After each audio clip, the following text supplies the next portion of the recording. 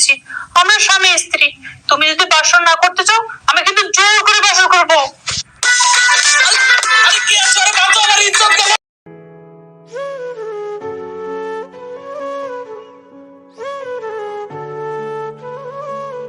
অবশেষে পিচ্চি বউ নাটকের 7 নম্বর পর্বটিও আপলোড হয়ে গেল। কি ঘটতে চলেছে পিচ্চি বউ নাটকের 8 নম্বর পর্বে, কিভাবে সবার আগে দেখতে পারবেন, কবে আসবে পিচ্চি বউ নাটকের 8 নম্বর পর্বটি, বিস্তারিত জানতে পারবেন কিন্তু আজকের ছোট্ট 2 মিনিটের ভিডিওতে। তাই ভিডিওটি কেউ স্কিপ না করে ধৈর্য ধরে 2 মিনিট ভিডিওটি দেখতে থাকুন। আশা করি বিস্তারিত জানতে পারবেন ভিডিওতে। আজকের এই ছোট্ট 2 মিনিটের ভিডিও যদি আপনি দয়া করে সম্পূর্ণ দেখেন, তাহলে আপনাকে এই পিচ্চি বউ নাটকের 8 নম্বর পর্ব নিয়ে আর কোনো আপডেট ভিডিও দেখতে হবে না।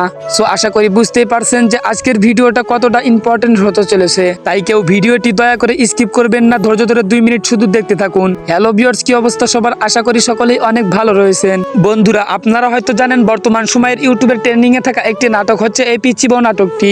এই পিচ্চি বউ নাটকের প্রতিটা পর্বের জন্য মানুষ অনেক অপেক্ষা, অনেক আগ্রহ নিয়ে বসে থাকে। সো ইতিমধ্যে কিন্তু পিচ্চি বউ নাটকের 7 নম্বর পর্বটি আপলোড হয়ে গেছে।